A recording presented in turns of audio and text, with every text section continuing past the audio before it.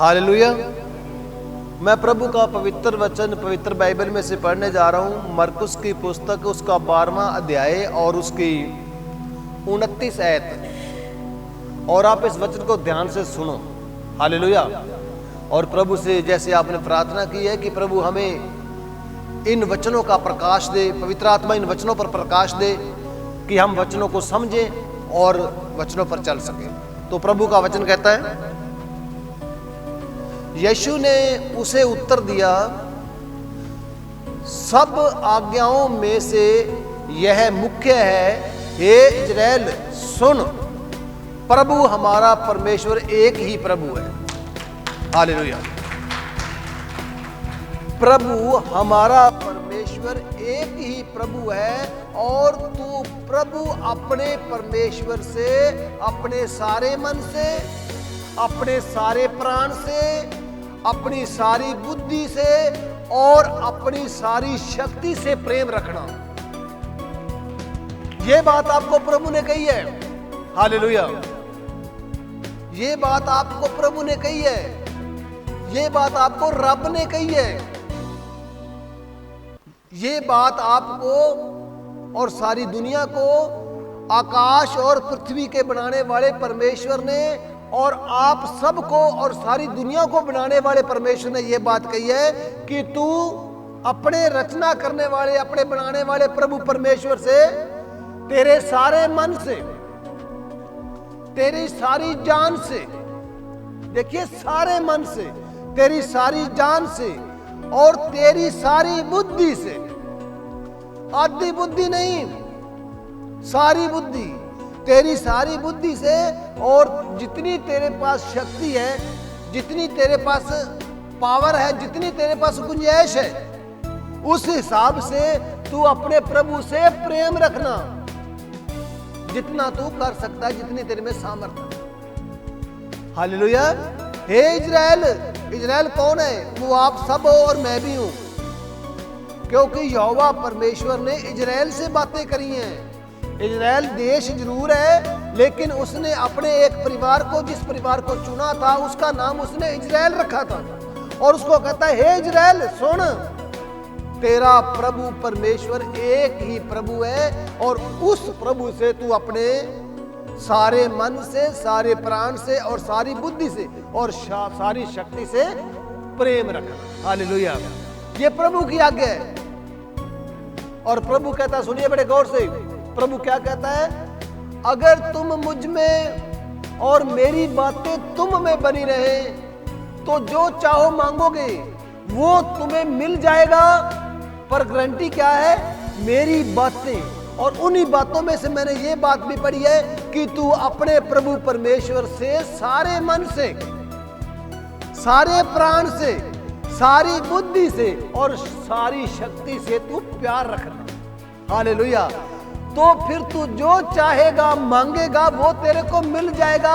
ये प्रभु ने गारंटी दी है, पास्टरों ने नहीं दी, चर्च ने नहीं दी, प्रभु ने गारंटी दी है। तू जो लेना चाहता है, जो तू लेना चाहती है, वो आपको प्रभु देगा, पर पहले उसकी बातें तेरे अंदर आनी चाहिए। यदि तुम मुझ में और मेरी बातें तुम में, यानी कि मेरे वचन तुम में बने रहें, तो जो चाहो मांगोगे वो मिल जाएगा, पर बिना वचनों के नहीं मिलेगा। सत्संग में आप आओगे, प्रभु के वचनों को सुनोगे, वचनों पे विश्वास करोगे और वचनों पे चलोगे, तो उसका वादा है, मैं तेरी सारी जरूरतों को पूरा करूंगा। और उसने ये भी कहा है कि मैं तुझे इतनी आशीष दूंगा कि तेरे से संभाली नहीं जाएगी। हालेलुया। और आपने ये वचन को सुना, प्रभु परमेश्वर ने निर्गमन की पुस्तक उसका 20वां अध्याय में पढ़ने जा रहा हूं। तब परमेश्वर ने ये सब वचन कहे। किसने कहे? परमेश्वर ने, सर्वशक्तिमान प्रभु ने। आप सर्वशक्तिमान प्रभु को लो, आप सर्वशक्तिमान प्रभु की बातों को लो। वचन कहता है तब परमेश्वर ने ये सब वचन कहे, और पहला वचन था कि मैं तेरा परमेश्वर यहोवा हूं, और जो तुझे गुलामी के घर से, यानी कि मिस्र देश से मैं निकाल लाया था, जहां तू गुलाम था, जहां तेरी कोई सुनने वाला नहीं था, जहां तू दुखी था, जहां तुझे भर पेट खाना नहीं मिलता था, जहां तेरे बेटियां, तुम्हारी औरतें सुरक्षित नहीं थी, तुमसे काम करवाया जाता था, लेकिन काम के बदले में आप तुम्हें मजदूरी भी नहीं दी जाती थी, और खाने के लाले पड़े हुए थे आपको। तो वचन कहता है, हे इजराइल, मैं तेरा परमेश्वर यहोवा हूं, जो तुझे गुलामी के घर से। हालेलुया। आज हम सुबह बात कर रहे थे कि जब हम प्रभु यीशु में नहीं थे, तो हम इतने बीमार होते थे, इतने बीमार होते थे कि रिश्तेदार दूर दूर से पूछने के लिए आते थे कि तेरा क्या हाल है। और बीमार होते थे तो एक दिन नहीं, 2 दिन नहीं, महीनों के महीने, और एक बंदा नहीं, सारे घर के सारे जी। हालेलुया। प्रभु के लोगों बड़े ध्यान से सुनो, गुलामी में थे, हिंदी में लिखा हुआ है दास्तव के घर में थे, गुलाम थे। हालेलुया। और जब से आज हम प्रभु में आए और हम देख रहे हैं कि वो दिन सुपने की तरह खत्म हो गए हैं। वो दिन मैंने अपने जीवन में और अपने साथ जुड़ी हुई संगत के घरों में वो दोबारा नहीं देखे। उनमें आप भी हो सकते हो। आप याद करो 25 साल पहले हम कितने बीमारियों में जकड़े हुए थे, हम गुलाम थे, शैतान ने हमें गुलाम बना रखा था। हालेलुया। वो कहता है, मैं तेरा यहोवा परमेश्वर हूं, जो तुझे गुलामी से छुड़ाता है। हम तांत्रिकों के, हम स्याणियों के भी गुलाम बन चुके थे, हम टोणियों के भी गुलाम बन चुके थे। हालेलुया। शैतान ने हमें गुलाम बना लिया था, डरा डरा के। प्रभु के लोगों, मैं आपको आज प्रभु की उपस्थिति में यह भी बताना चाहता हूं कि जितने भी मैं खुद की गवाही दे रहा हूं, जितनी हम खुद कमाई करते थे, उस कमाई में से हम 10% भी नहीं खा सकते थे। 90% सियाने को देते थे या 90% डॉक्टर ले जाते थे। हम दास्तव के घर में थे। तो वचन कहता है, मैं तेरा परमेश्वर यहोवा हूं, जो तुझे गुलामी में से निकाल ले आया। आज उसने सारे शैतान के लोहे के जबड़े, उन दांतों को प्रभु ने अपने वचन के द्वारा तोड़ दिया है। याद रखना, वचन के द्वारा तोड़ दिया है, पादरियों के द्वारा नहीं तोड़ दिया, प्रार्थना के द्वारा नहीं तोड़ दिया, चर्च के द्वारा नहीं तोड़ दिया। याद रखना, तोड़ा है तो उसने अपने वचन के द्वारा तोड़ा। और वचन कहता है, तू मुझे छोड़ दूसरों को ईश्वर करके ना मानना। आप ये ना सोचना कि हम तो दूसरों को मानते नहीं हैं। अगर दूसरों जैसे तुम काम करते हो ना, तो समझ लो तुम दूसरे देवताओं को मानते हो। हालेलुया। अगर तुम प्रभु की आज्ञा को तोड़ते हो, तो तुम दूसरे देवताओं को दंडवत करते हो। हालेलुया। तू मुझे छोड़कर दूसरों को ईश्वर करके ना मानना। और प्रभु आगे कहता है, तू अपने लिए कोई मूर्ति खोद कर ना बनाना। ये प्रभु की आज्ञा है, ये पास्टरों की आज्ञा नहीं है। याद रखना, और ये बाबियों की आज्ञा नहीं है। ये सर्वशक्तिमान प्रभु कह रहे हैं, हे इजराइल, मैं तेरा परमेश्वर हूं, तू मुझे छोड़कर दूसरों को ईश्वर करके। अगर दूसरे शैतानी काम तू करेगा ना, तो तू दूसरे ईश्वरों को मान रहा है। हुक्म उसका क्या है?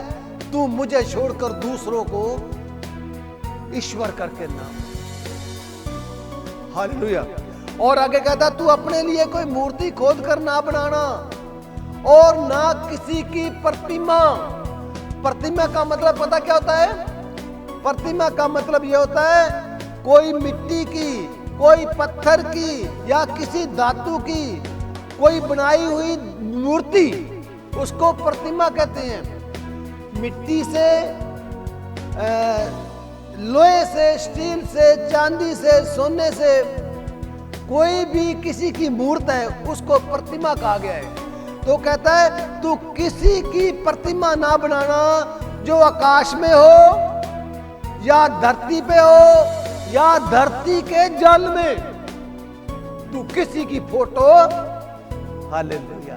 हे इज़राइल सुन, मैं तेरा यहोवा परमेश्वर हूं और मैं तेरा प्रभु हूं और मैं एक ही हूं। मैं दो नहीं, मैं एक ही हूं।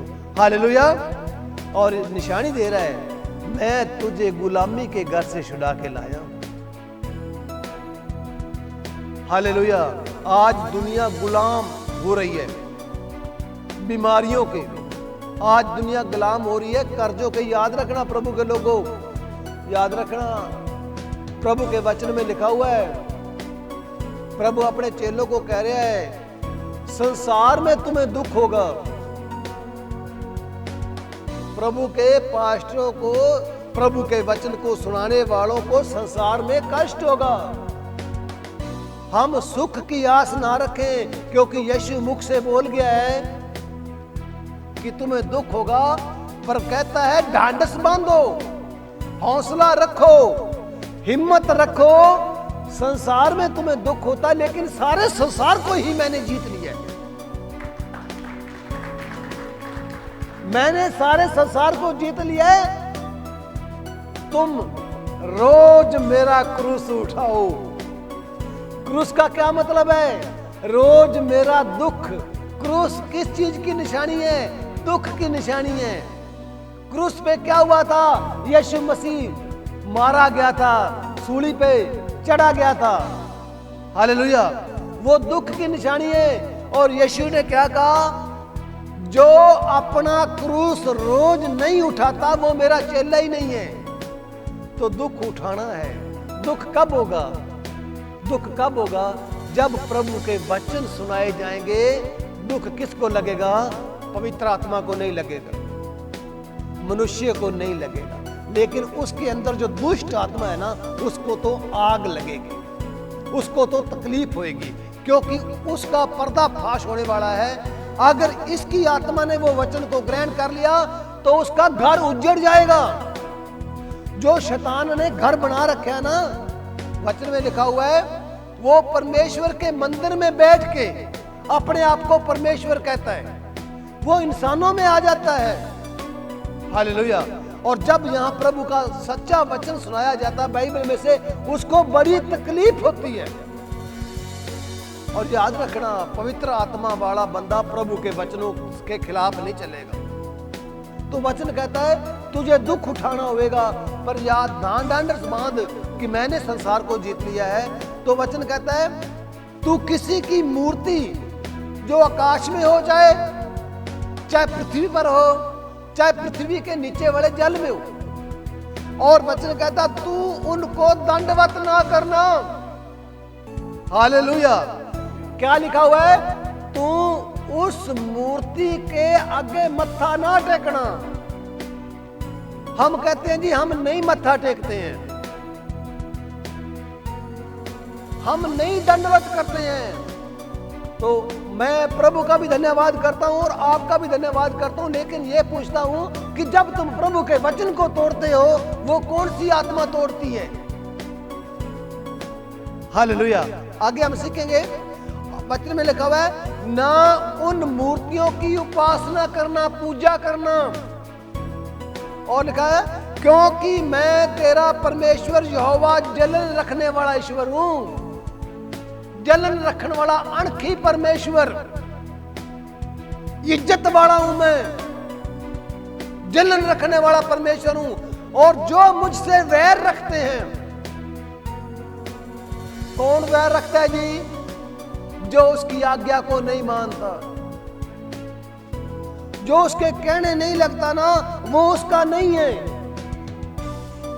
जो उसका कहना नहीं मानता वो उसका नहीं है। तो वचन में लिखा हुआ है वो मुझसे वैर करता है। और वचन कहता है जो मुझसे वैर रखते हैं उनके बेटों पर, उनके पुत्रों पर, उनके पड़पोतियों पर, उनके माता पिता का किए हुए दंड, जो माता पिता ने किया है उसका दंड मैं उनके पोते पोतियों और बेटे बेटियों पर देता हूं मैं, क्योंकि मैं जलन रखने वाला यहोवा हूं। और जो मुझसे वैर रखते हैं, यानी कि जो मेरी आज्ञाओं को, ये अपना कहना कि हमें कह रहे हैं, ये बाइबल कह रही है। सिर्फ आप ही नहीं दुनिया में हो, दुनिया बहुत बड़ी है। सिर्फ यही चर्च नहीं है, करोड़ों चर्च है देश में, सारी दुनिया में, और वचन सभी के लिए बराबर है। वो कहता है मैं दंड दूंगा, हालेलुया। और आगे लगता है जो मुझसे प्रेम रखते हैं और मेरी आज्ञाओं को मानते हैं, उन पर मैं हजारों हजार करुणा किया करता हूं। प्रभु यीशु मसीह आपको इस वचन के द्वारा बहुत बड़ी आशीष और बरकत दे। सभी को जय मसीह।